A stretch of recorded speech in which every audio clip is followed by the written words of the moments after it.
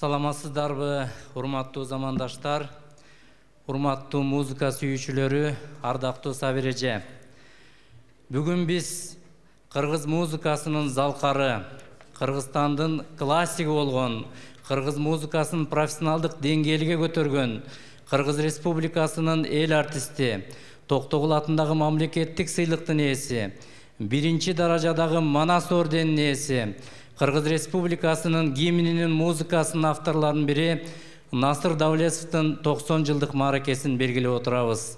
Ата-канат биригем дүйнө атабыз аман болгондо дал ушул күнү 90 жаш Кутман-Куракка толмок экен. Бирок ушуга да ниет, бул жашоодо чындык бар да төгүм бар, жанган от бар, жана өчкөн көмүр бар. Өлдү бүттү дегендерге кошулбайм, өлүп бирок жашай берчү өмүр бар демекчи.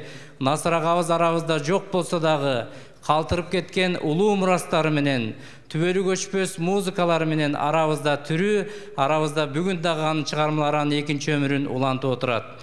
Мына ушул жылы Насыр Давлетовдун 90 жылдык мааракесине карата Кыргыз Республикасынын өкмөтү тарабынан мааракелерди мына мамлекеттик деңгээлде өткөрүлө турган тизмеге киргизилип, бүгүн ошол мааракенин башталышы болуп, эртең менен аларча көрүстөнүнө гүл коюп, Куран окулуп, атайын конференция өткөрүлүп, улуттук китепканада көргөзмөсү болуп өттү. Мына бүгүн мааракелик кечени дал ушул Насыр Давлетовдун туулган күнүндө белгилеп отурабыз. Насыр Давлетовдун кыргыз музыкасындагы орду ополтоодо экендигине мына сиздер азыр эле тасмада күбө болдуңуздар.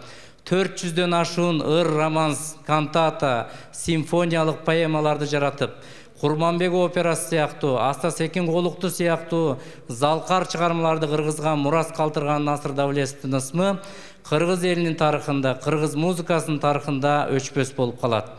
Залкар композитор жана дирижер Кыргыз Республикасынын эл артисти Насыр Давлетовдун 90 жылдык мааракесине арналган мааракелик кечени ачык деп жарыялоого уруксат этиңиздер.